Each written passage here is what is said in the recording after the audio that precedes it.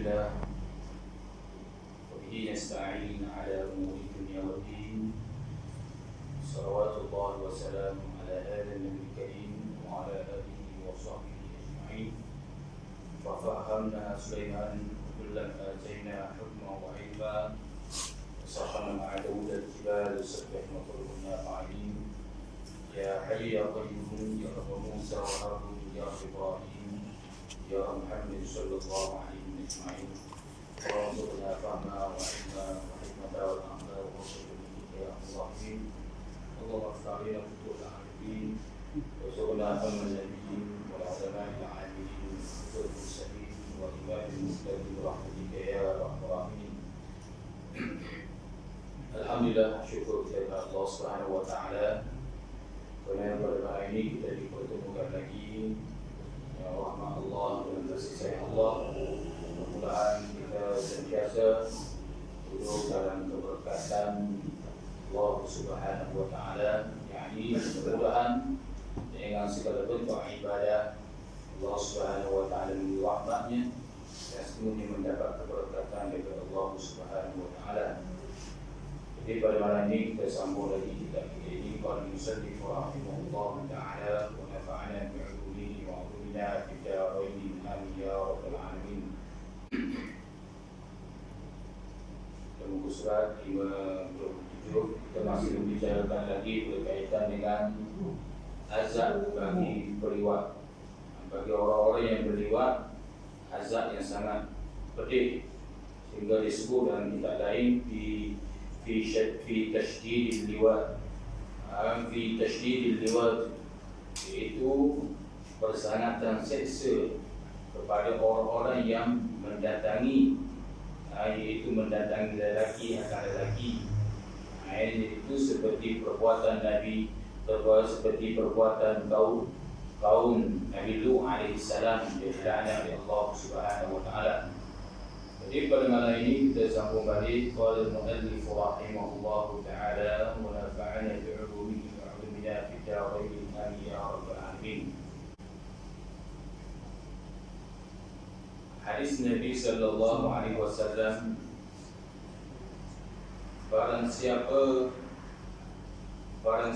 yang mencium ia barang siapa akan kanak-kanak dengan keinginan, nescaya melaknat akan dia oleh Allah Subhanahu wa taala dan segala malaikat dan segala manusia sekalian mereka itu. Jadi kita ambil atas sedikit lagi. Jadi Rasulullah SAW bersabda, barang siapa yang dia menciumkan ia akan kanak-kanak dengan keinginan, nescaya Allah Subhanahu wa taala laknat akan dia dan segala malaikat dan segala manusia, dan disebut dalam hadis lain semua bentuk, iaitu semua bentuk binatang, tumbuhan, semua melaknat dia. Yakni bila seseorang itu dilaknat, maka dia tidak ada rahmat Allah. Bila makhluk Allah Azza wa Jalla, lebih lagi yang menciptakan kita, tiba-tiba dia melaknatkan sesuatu orang yang buat pekerjaan itu, maka orang itu tidak ada rahmat Allah. Bila tidak ada rahmat Allah, dia sentiasa dalam kemurkaan Allah, maka keseluruhan hidup dia tidak membawa keberkatan. Bukan setakat Allah SWT sebagai pencipta kita, tetapi bahkan semua golongan malaikat, bahkan sekalian manusia, begitu juga segala tumbuh-tumbuhan, binatang melaknat orang-orang yang berliwat. Na'udzubillah. Ini disebut oleh Rasulullah SAW. Qala al-musannif rahimahullahu ta'ala wa nafa'ana bi'ulumihi wa 'ulumina fid darain amin ya rabbal alamin. Itulah kata Ibn Abbas, iaitu Abdullah bin Abbas, Rasulullah SAW, iaitu hak orang yang liwat ini, iaitu dengan dia berjalan daripada tempat yang tinggi dengan anak batu. Orang yang liwat ni, kata Abdullah bin Abbas, seksanya bagi orang yang mengazab ini, iaitu dilempar batu. Dia rejam, tubuh dia tengah padam, kat ke bakar kayu, lempar batu, dia sampai mati. Sebab apa? Kerana Allah Subhanahu wa taala merejam kaum Nabi Nuh alaihi salam yang beliau itu iaitu dengan dilemparkan batu daripada langit. Allah Subhanahu wa taala lemparkan, mengutuskan malaikat ambil batu tu, yang mana ada riwayat ulama dalam tafsir menyebut batu itu ditulis ada nama seorang-seorang hak riwayat tu, iaitu kaum Nabi Lut alaihi salam tu ada suti-suti nama. Nama orang ni. Maka batu tu dia jatuh kepada orang yang melakukan liwat. Itu di antaranya. Jadi diaktibat ke mana direjam tu, dilempar batu tu, maka kata ulama kerana berpandukan daripada Ibn Abbas, itu Abdullah bin Abbas, dengan direjam dengan seperti mana dibuat Allah Azza wa Jalla kepada kaum Nabi Lut alaihi salam dengan lempar batu di langit. Itu di antaranya disebut oleh Rasulullah SAW dan melalui Abdullah bin Abbas. Sehingga Abdullah bin Abbas menyatakan lagi, maka apabila mendatang laki-laki akan laki-laki ini dengan liwat, maka gemetar arash dan berpeganglah malaikat akan tiang arash, serta membaca mereka itu akan surah Al-Ikhlas hingga diamlah gemetarnya iaitu arash itu. Betapa dahsyatnya orang yang berliwat ni, yang tak cukup itulah lagi arash Allah Subhanahu wa taala ni gegar. Banyaklah arash Allah Subhanahu wa taala gegar ni, di antaranya orang yang melafazkan cerai. Walaupun dia harus iaitu kerana musyaqqah dan sebagainya, maka arash Allah Subhanahu wa taala gegar. Maka begitu juga dan orang yang berliwat ni lebih dahsyat lagi, disebut oleh Abdullah bin Abbas, gegar arash Allah Subhanahu wa taala sehingga malaikat disebut dalam kitab Kashful Ghadiyah, siapa orang malaikat yang menanggung arash ni. Malaikat yang menanggung arash Allah Subhanahu wa taala ni betapa besarnya, ada 4 orang malaikat gegar arash sehingga mereka itu, malaikat tu dia pegang arash, dia membaca surah Al-Ikhlas. Dia baca surah Al-Ikhlas, maka arash itu berhenti gegar tu. Itu kita pada kita betapa dahsyatnya orang yang meliwat. Na'udzubillah min dzalik. Jadi sebab itulah juga disebut dalam hadis ini, Rasulullah SAW menyatakan dengan mencium dia akan kanak-kanak dengan keinginan bernafsu, nescaya berlaknat. Ini baru panggil, baru dia qabbala. Sehingga sebut Nabi SAW dalam hadis lain, qala alaihi salam, man qabbala ghulaman bisyahwin ahima bilijami min nar. Sabda Nabi SAW, barang siapa yang mengucuk ataupun dia mencium akan budak laki-laki dengan keinginan, nescaya digenggam akan dia dan genggaman api neraka Allah Subhanahu wa taala. Na'udzubillah min dzalik. Ini yang disebut hadis lain. Jadi sebab itulah hukumnya haram bila dia mencium kanak-kanak itu dengan bernafsu, dengan keinginan syahwat dia, maka tak boleh. Na'udzubillah min dzalik. Ini bahaya. Dan di akhir zaman akan berlaku. Kalau berlaku belah-belah Eropah, perbuatan-perbuatan ni macam biasa saja. Dan negara Islam pun ada lari daripada iaitu perkara liwat ni. Semakin tinggi keimanan seorang itu, semakin diuji. Nampak lelaki merak sikit, lelaki yang jambu orang panggil, bahasa kita panggil jambu. Lelaki macam bakuk panggil, bahasa satu lelaki bakuk. Nampak lembut gitu. Dia kawan kerana keinginan. Banyak berlaku begini. Saya rajin jumpa manusia begini, rajin. Tak apa manusia hak lembut, jadi kawan. Malam tu siap jadi mangsa. Tu lelaki lembut, nampak lembut, kat tangan lembek-lembek gitu. Ini perbuatan-perbuatan yang dilaknat oleh Allah Subhanahu wa taala. Sebab itulah kita kena hati-hati. Ada nampak perbuatan di depan mata kita, mesti kita mencegah. Itu disebut oleh para ulama supaya perbuatan yang kotor itu tidak berpanjangan. Mula mari keinginan dulu. Dia buat perbuatan-perbuatan yang dilaknat. Nauzubillah dari. قال المصنف رحمه الله تعالى ونفعنا بعلومه وعلومنا في الدارين آمين يا رب العالمين. Barang siapa mencium dia akan kanak-kanak dengan keinginan, nescaya mengazab akan dia oleh Allah Ta'ala di dalam neraka 70 qarifan, yakni iaitu bermula tiap-tiap satu qarifan itu 80 tahun, iaitu ukuran itu.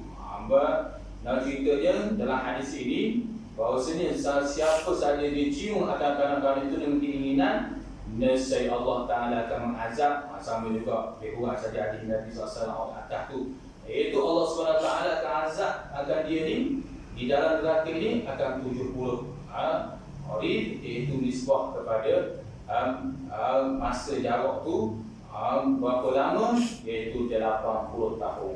80 tahun dia azab. Bayang saat duduk sekejap pun sudah panas. Rasulullah selalu menggambarkan kepada para sahabat, kalau kamu nak gambar api neraka ni betapa panasnya, kamu pergi kat dapur gas. Dapur mudah lah. Kamu sulup, iaitu kamu ambil tangan, kamu bakar sikit hujung saja. Kelepaskan main dah. Tu. Ni api neraka. Betul-betul dahsyatnya sehingga dia 80 tahun. Nauzubillah min dzalik. Qala al-musannif rahimahullah ta'ala wa nafa'ana bi'ulumihi wa amina fid darain amin ya rabbal alamin. Barang siapa, dan sabda Nabi SAW lagi, barang siapa jima ia barang siapa akan isterinya, barang siapa pada tubuh, nescaya menjatuh akan dia, akan barang siapa itu oleh Allah Ta'ala ke dalam neraka, yakni diumban ke dalam neraka Allah Subhanahu Wa Ta'ala. Nauzubillah min dzalik. Antara lagi Rasulullah SAW menyatakan, barang siapa yang mendatangi, yakni dia jima akan isterinya itu melalui, iaitu pada tubuh, bukan melalui tubuh, pada tubuh. Itu pada tubuh, maka jawapannya Allah Ta'ala akan campur dia dalam api neraka juga. Ini perbuatan dilaknat oleh juga oleh Allah SWT melalui tubuh. Kalau melalui tubuh tu tak ada masalah. Tetapi dia masuk tubuh itu sendiri, maka hukumnya haram. Kalau dia lalu ke belakang tapi tak masuk dalam tubuh, maka itu tak ada masalah. Walaupun ada sekarang ulama menyatakan setengah itu perbuatan makruh. Ada ulama kata dia tak masuk ke tubuh, dia tetap masuk ke farah tu, tapi melalui tubuh. Ada ulama kata makruh. Ulama menyatakan banyak dinakal dalam kitab yang dikarang oleh para ulama, perbuatan itu sebenarnya tidak dibuat kerana perbuatan itu iaitu menggambarkan seperti haiwan. Walaupun diboleh, walaupun ulama kata boleh, tak masalah, tapi ulama cermat lagi, so kata seafdalnya jangan buat itulah. Itu walaupun dari tubuh. Hak ni Rasulullah SAW sebut dalam hadis ni, yang mana Allah SWT menjatuh di atas api neraka ni, dia jima isteri ni melalui lubang tubuh tu. Lubang tubuh tu ni. Maka nescaya Allah Ta'ala akan jatuh dia ke dalam api neraka, yang ini dengan mengazabkan. Allah Ta'ala akan azab dia. Nauzubillah min dzalik. Hadis Nabi SAW lagi. Jadi kita ni musuhnya kita mai mafhum hadis. Dia kata sebut depan sebelum tu hadis yang ini dimaknai hadis sahih. Dia cuma mari lafaz, mari kalam bahasa Arab. Mari boleh dia kata. Tetapi dia umat ini supaya kita ni mudah faham dulu. Baca tu, hadis Nabi. Hadis Nabi. Dan orang yang tidak setuju dengan kitab ini macam-macam lah. Dia konten kitab ni masalah inilah. Sebab dia tidak mengaji kitab ni. Dia mengaji, dia tak kira hadis Nabi SAW saja. Dia tak mengaji. Bagaimana murak kata musannaf, murak pengarang kitab ni macam mana? Dia tak mengaji waktu. Maka mulai gini. Dia akan itu semua daripada pendatang tidak berkat lah. Nauzubillah. Orang yang selalu kritik kitab-kitab karangan ulama ni sebenarnya hidup paling tak berkat walaupun dia banyak ilmu sekali cari pun. Nauzubillah. Banyak begitu. Dia masalah dia orang ni kitab ni, tak jadi kitab ni. Dia kritik tu alamat kata ulama seperti mana Syekh Daud Qutani yang kata bahawasanya alamat orang tu tidak ada keberkatan dalam mengaji. Dia banyak ilmu dia banyak oleh ada tu. Dan ilmu dia banyak, tak ada keberkatan. Macam mana bentuk ada keberkatan di antara ada ilmu banyak tapi tak ada keberkatan? Di antaranya kata ulama seperti mana Imam Syazili rahimahullah taala, dia berkata di antaranya ilmu tu dia tidak dapat beramal. Ada ilmu ada tapi dia tidak dapat beramal. Dia tahu kelebihan tu tapi tidak dapat beramal. Itu semua tak ada keberkatan. Orang ni ilmu sedikit saja. Ada ngaji alim dengung, sekarang dengar begitu, dengar masjid, dengar surah sikit sebanyak, tapi dia beramal dengan ilmu itu. Dia beramal. Bila dia beramal dengan ilmu tu, maka dia mendatang keberkatan walaupun dia sedikit ilmu. Kalau banyak ilmu tapi tidak membawa keberkatan, yakni dengan tidak beramal, berpunca daripada dia tidak ada keberkatan. Punca tidak ada adab dengan ilmu ataupun tidak ada adab dengan kitab yang dikarang oleh para ulama. Nauzubillah. Qala al-musannif rahimahullahu ta'ala wa nafa'ana bi'ulumihi wa 'ulumina fid darain amin ya rabbal alamin. Sabda Nabi sallallahu alaihi wasallam, barang siapa dukhul ia barang siapa akan isterinya barang siapa pada tubuh nescaya dibangkit akan barang siapa tu oleh Allah Ta'ala pada hari kiamat, padahal ia barang siapa terlebih busuk daripada bangkai. Nauzubillah min dzalik. Setengah daripada azab lagi barang siapa ni barang siapa, yakni kena kepada orang yang sudah berkahwin, yakni mana dia dukhul, yakni dia masuk, dia akan isterinya ni pada tubuh. Ini sama, itu ada kaitan dengan hadis atas tu. Dia masuk melalui tubuh isteri dia, nescaya dibangkit akan dia oleh Allah Ta'ala pada hari kiamat, padahal ia terlebih busuk daripada bangkai. Terlebih busuk daripada bangkai. Bayangkanlah bangkai sesuatu binatang tu kita tak tahan. Apatah lagi manusia bangkai. Setengah ulama kata bangkai yang paling busuk sekali bangkai manusia. Bangkai lain busuk lah. Tetapi ada di kalangan ulama menyatakan bangkai yang paling busuk sekali adalah bangkai manusia. Orang biasa bau, mungkin itulah. Mungkin akan bau macam mana. Dan saya alami dah. Dulu di Kelantan dulu ada bau bangkai, bau manusia mati tu. Dia kena bunuh. Jadi bangkai memang busuk semua lah. Ada nauzubillah min dzalik. Jadi ada orang bunuh dia, nauzubillah min dzalik. Jadi sebab itulah ceritanya ada tahu lagi bangkai kita ada bau ni, bangkai binatang ni. Ada banyak lagi binatang lain. Tapi setengah ulama menyatakan, ulama buat kajian bahawasanya bangkai yang paling busuk adalah bangkai manusia. Jadi orang yang dukhul masuk, iaitu apa panggil di tubuh isteri dia ni, iaitu pada tubuh ni, maka dia akan dilaknat oleh Allah Subhanahu Wa Taala. Yang tak cukup dilaknat lagi pada hari kiamat kelak, yang mana dia ni terlebih busuk daripada bangkai. Nauzubillah min dzalik. Itu di antaranya tubuh pada tubuh. Dabbar. Bahasa Arab panggil dabbar. Orang Melayu kita tu dan dengan jim. Dia panggil tubuh, jadi jubuh. Dia beza situ. Orang Melayu kita beza. Asalnya tubuh. Dia bahan lebih jim. Jadi jim jubur ni. Utuh sikit tengok. Utuh sikit tengok situ. Jadi asalnya jubur ni belakang. Kalau kat depan ni kubur. Kubur qaf. Dengan di hadapan qaf, kubur bahagian depan, jubur ni bahagian belakang. Jadi dalam baro ni panggil bahasa Arab maknanya belakang, ke belakang. Auzubillah. Jadi ini diseksa juga oleh Allah Subhanahu wa taala. Qala al-musannif rahimahullahu taala wa nafa'ana bi'ulumihi wa 'ulumina fid darain amin ya rabbal alamin. Hadis Nabi sallallahu alaihi wasallam, apabila mendatang oleh lelaki akan laki-laki, maka keduanya berzina.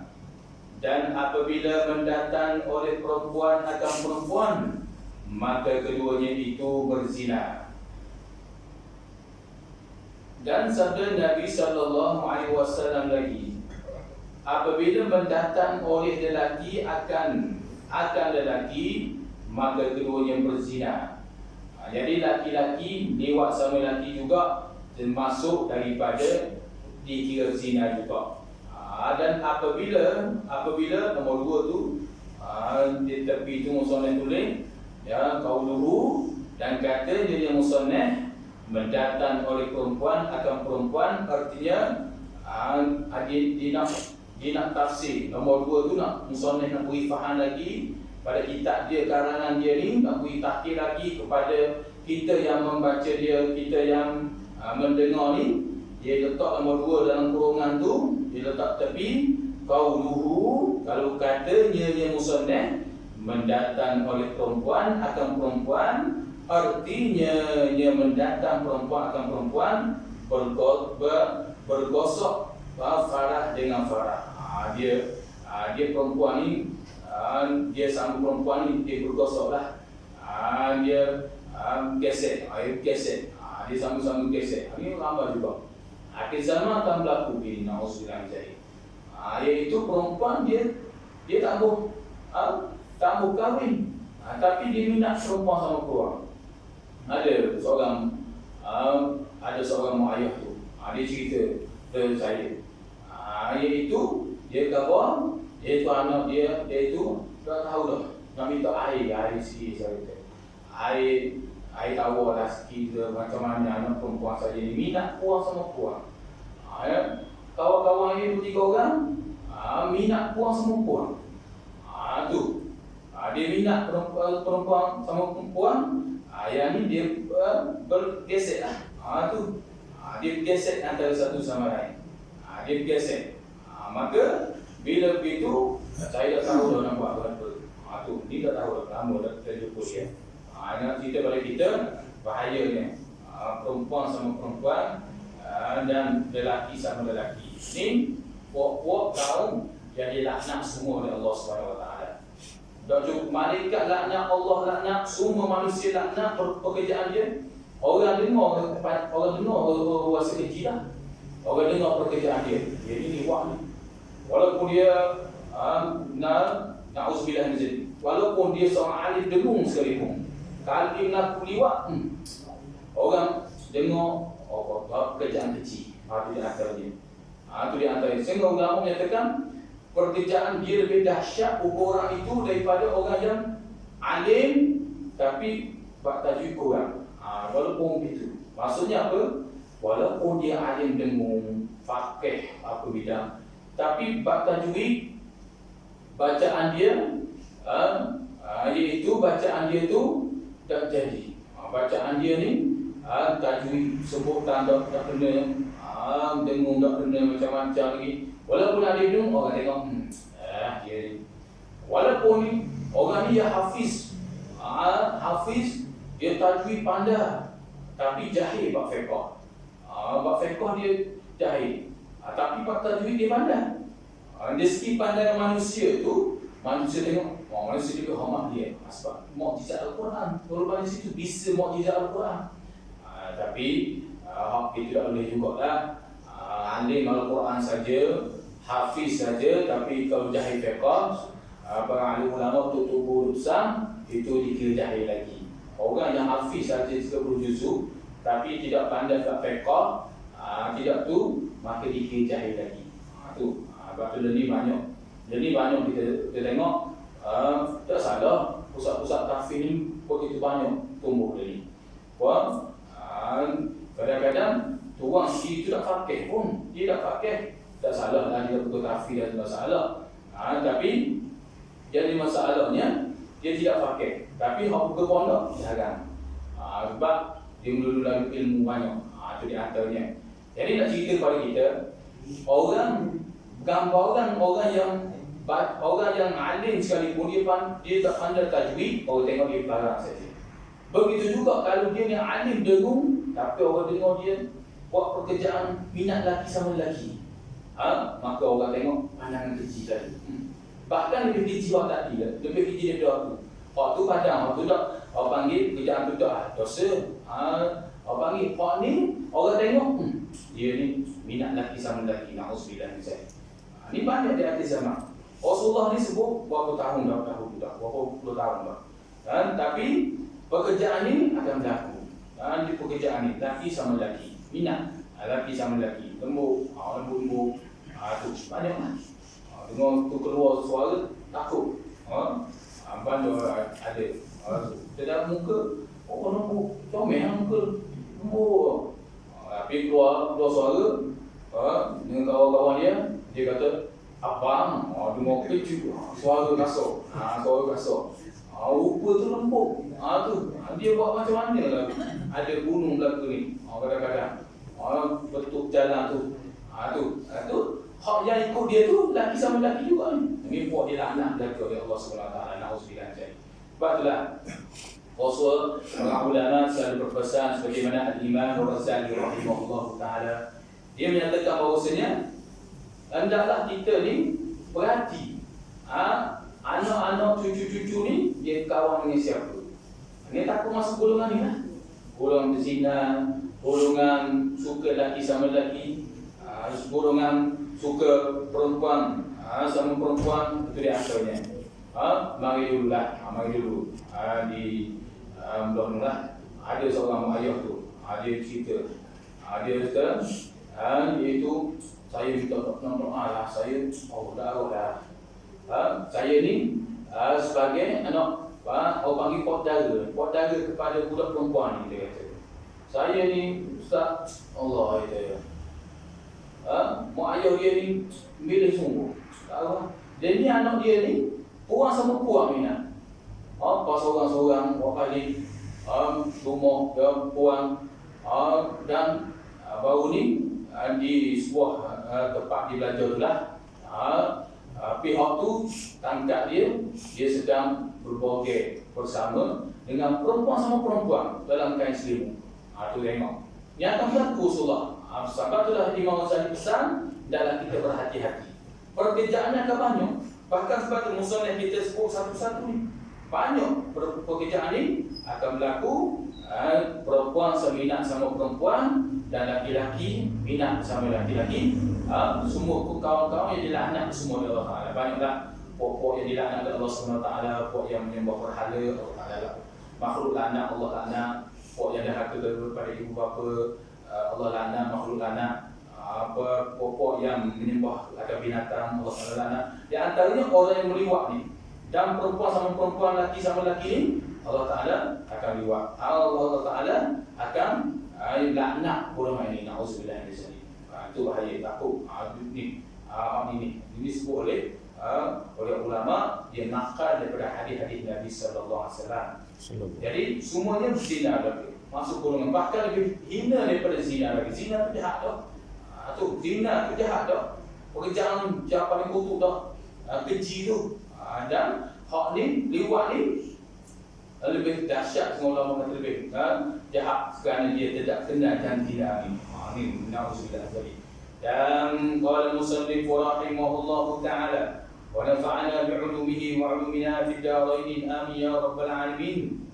Barang siapa mencium ia barang siapa akan kanak-kanak dengan syahwat, yakni dengan keinginan, maka 100 berzina ia serta ibunya 70 kali.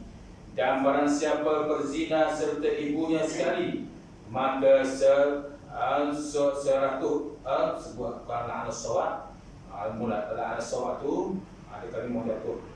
Maka barang siapa mencium dia akan kanak-kanak dengan syahwat, yakni dengan keinginan, maka 100, iaitu la'an as-sawat, bukan 100, yakni seolah-olah. Itu la'an as-sawat, kalimah yang jatuhnya iaitu la'an as-sawat, iaitu seolah-olah. Maka seolah-olah berzina ia serta ibunya 70 kali. Dan barang siapa berzina ia serta ibunya barang siapa sekali, maka seolah-olah membunuh 70 nabi.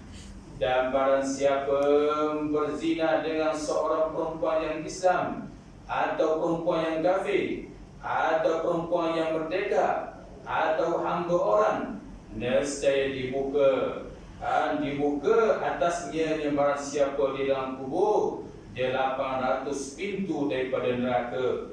Keluarlah atasnya daripada demikian pintu itu, iaitu kala jin Luqman, yakni laqam, yakni maksud apa, yakni yang ulama tafsir sab'una ini lalu an-nawahidah. Itu saya mengerti dengan Tuan Guru Rahim. Dia kata dan maksud lipang tu sebut lipang satu lagi, tapi ada tafsiran dia itu sab'una ini lalu an-nawahidah. Dan pula daripada neraka itu hingga datang pada hari kiamat. Qala musannif rahimahullahu ta'ala wa nafa'ana bi'ulumihi wa 'amilna fi darin amin ya rabbal alamin.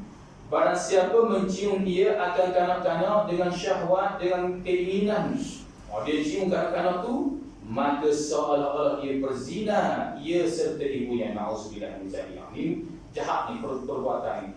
Baru dia cium ni dengan syahwat, penuh dengan syahwat dah ni. Cium kanak-kanak lelaki ke, kanak-kanak perempuan ke, tak boleh. Begitu juga perempuan dia cium kanak-kanak perempuan kerana syahwat juga. Dia cium kanak-kanak lelaki kerana syahwat juga.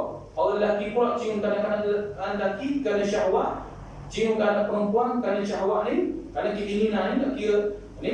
Maka jawapan dia, kalau Rasulullah SAW seolah-olah dia berzina dia serta 70. Dia berzina ia serta ibunya 70 kali. Plus kali 70 kali. Dan barang siapa berzina serta ibunya sekali, ini barang siapa ini nak pada kata hak tadi, dia berzina, dia cium kanak-kanak orang lelaki itu dengan syahwat, maka seolah-olah dia berzina serta ibunya 70 kali. Maka nak maknanya nak kata daripada 70 kali itu hingga 70 kali itu bagaimana azab tu. Hingga satu kali daripada 70 tu. Barang siapa berzina serta ibunya sekali, maka seolah-olah membunuh 70 nabi. Seolah-olah membunuh 70 nabi. Wah, yang dosa besar. Ni. Dan barang siapa berzina dengan seorang perempuan yang Islam, ada ke Islam ke, atau perempuan yang kafir, atau perempuan yang merdeka. Merdeka ni yang bebas, bukan jadi hamba orang dah. Atau hamba orang, ataupun dengan orang dari bahasa mudah, dengan bibi lah pembantu rumah dia tu. Pembantu rumah dia berzina, apa jawapan semua tu? Nescaya. Jawapan pada kata iaitu nescaya ni, jawapan pada kata sekalian. Jawapan pada kata barang siapa tu, barang siapa berzina dengan seorang perempuan yang Islam, perempuan yang kafir, perempuan yang merdeka, atau hamba orang tu, itu jawapan dia. Nescaya dibuka atasnya barang siapa di dalam kuburnya barang siapa 800 pintu daripada neraka. Na'udzubillah min dzalik. 800 pintu neraka dibuka orang ni. Orang api neraka ni seolah-olah dia duduk neraka dah. Dan demikian pintu itu lipan ada, yang mana dalam pintu, setiap pintu dibuka tu keluar lipan. Yang ni tafsir pada lipan itu juga 70 dan tinil ana wahidah, 70 ekor ular. 70 ekor ular keluar ni daripada tiap-tiap pintu tu. Sebab apa tu? Sebab dia berzina dengan perempuan Islam ke, perempuan kafir ke, perempuan hamba ke, orang bibi orang ke, pembantu rumah ke dan sebagainya. Tak kira. Ni Allah Ta'ala akan seksa dia. Dah cukup 70 ekor ular keluar dengan diketuai oleh Syujarul Afra dalam kitab Kashful Gharbiyah disebut azab orang paling pedih di antaranya disebut dalam kitab Kashful Gharbiyah 70 ekor ular. 70 ekor ular ni yang mana Rasulullah kata kalau salah satu daripada 70 itu dia tupuh air bisa di sini saja, nescaya semua tumbuh-tumbuhan tidak akan tumbuh. Dan diketuai oleh ular Syujarul Afra. Wujud ular ni, hak nama Syujarul Afra ni paling otak, berani, muka merah, taring tajam. Rasulullah kata ular tu cukup dahsyat. Tu tidak antara ni cari. Dia paling otak, utuh. Ular ni dia senang orang dalam kubur. Dan dia cukup tu lagi kalau jeki dan ular daripada segala neraka itu hingga datang hari kiamat. Sampai hari kiamat dia azab orang kubur tu. Qala musannif rahimahullah taala. Satu hadis Nabi sallallahu alaihi wasallam lagi, sikit lagi. Dan sabda Nabi sallallahu alaihi wasallam, apabila mengupos yakni mendatang oleh laki-laki yang akan lelaki, nescaya bergoncanglah arasy dan berkatalah 7 lapis langit, hei Tuhanku, suruhlah olehmu akan kami supaya kami pulungkan akan dia, akan orang yang liwat ni. Dan berkatalah bumi, hei Tuhanku, suruhlah kami supaya kami ni iaitu paling akan dia, yakni tenggelam akan dia, orang yang liwat ini. Maka firman Allah SWT, berhenti pada hadapanku jua, yakni aku akan balas. Jadi hadis Nabi SAW ini Rasulullah menceritakan bahawasanya orang yang liwat ini, orang yang mendatang laki-laki sama laki-laki ini, liwat ni, na'udzubillah min zalik, nescaya bergoncang arasy. Arasy ni bergoncang, jahat pekerjaan ini. Dan tak cukup itu lagi, berkata 7 lapis bumi, langit-langit, hei Tuhanku, jahat ni pekerjaan yang orang ni, duk liwat ni, duk minat laki sama laki ni, liwat perempuan sama perempuan ni, ni jahat pekerjaan ni. Hei Tuhanku, kata langit, suruhlah olehmu akan aku ni supaya kami ni gulung akan dia ni, supaya aku ni gulung dia ni. Dia azab ni orang yang liwat ni. Berkata pula bumi, hei Tuhanku, suruh olehmu akan kami supaya kami ni iaitu telang akan dia, akan orang yang liwat ini, supaya kami ni telang orang ni. Dia kambuh seperti ulama kata seperti kelang korung tu. Ni jahat ni. Maka ketika itu Allah SWT firman, berhentilah pada hadapanku. Maksudnya ialah aku sendiri yang akan balas. Aku sendiri yang akan balas. Nah, ceritanya makhluk-makhluk Allah, langit dan bumi dan segala isinya melaknat orang-orang yang berliwat. Na'udzubillah min dzalik. Ini pekerjaan yang sangat yang sangat pekerjaan yang sangat kecil yang disebut oleh Rasulullah SAW. Sebab itulah dalam tafsir hadis Nabi SAW ini kata Abu Lail, bala menimpa atas orang yang meliwat ini suatu bala yang sangat besar. Di dunia lagi Allah SWT sudah mengazab, maka lebih-lebih lagi di akhirat pula azab Allah Subhanahu wa taala mana lagi, na'udzubillah min dzalik. Itu misalnya kita sebut situ. Kita situ al-babus sabi'u wa 'ishruna fi 'uqubati syarabati khamr. Bab yang ke-27 pada menyatakan seksa orang yang minum arak pula. Misalnya kita buat lagi pula seksa bagi orang yang minum arak. Apabila kita berkaitan dengan azab orang liwat. Auzubillah min zalik. Ini mudah-mudahan apa yang kita dengar pada malam ini, mudah-mudahan kita dapat iktibar dan kita sekolah kepada siapa saja supaya berhati-hati. Rasulullah sebut di akhir zaman, banyak ahadits Nabi lain Rasulullah sebut di akhir zaman, akhir zaman. Jadi Rasulullah sebut di akhir zaman, tak zaman lain lah, zaman kita lah. Zaman kita lah, zaman akan banyak macam-macam. Laki minat sama lelaki, orang minat sama puan. Tu, dia tak tukar. Orang pakaian macam orang lelaki, orang lelaki pakaian berubah menjadi puan. Apanya? Ini Rasulullah sebut semua golongan itu dilaknat oleh Allah Subhanahu Wa Taala. Jadi mudah-mudahan Allah Subhanahu Wa Taala pelihara kita semua dan bukan kita saja, bahkan semua umat-umat Islam daripada melakukan perbuatan-perbuatan yang dilaknat oleh Allah Subhanahu Wa Taala. Kerana perbuatan ini Allah Subhanahu Wa Taala sangat murka, kerana sejarah telah bukti dah seperti mana berlaku kepada kaum Lut alaihissalam. Diangkat bumi, dihempah di atas pokok ini sehingga azab yang sangat pedih, sehingga orang pergi hari ini tengok sudah laut mati itu, sejarah tinggal kenangan lagi itu. Betapa dahsyatnya orang-orang yang melakukan perbuatan liwat. Nauzubillah min zalik. Jadi sekadar itulah dulu, kita akan sambung balik pada membicarakan berkaitan dengan seksa pula orang yang minum arak. Dan pekerjaan ini juga adalah sangat keji juga, kerana dia merupakan ibu segala kejahatan. Minum arak, kejahatan yang kembali. Nauzubillah min zalik. Jadi mudah-mudahan yang kita dengar pada malam ini, mudah-mudahan ini bermanfaat kepada kita semua. Carilah itu Allah SWT kasih kepada kita. InsyaAllah suatu hari nanti bila kita bertemu Allah Azza wa Jalla, InsyaAllah akan disyarakat kita dalam syurga Allah Subhanahu wa Ta'ala. Wallahu a'lam. Bismillahirrahmanirrahim. Ya Rabbana lakal hamdu kama yanbaghi li jalali wajhika al-'azim sultanik. Allahumma ja'alna hadha marhuma وتفرقنا بما اتفق معصوما لا تجعل له فينا معنا شقيا.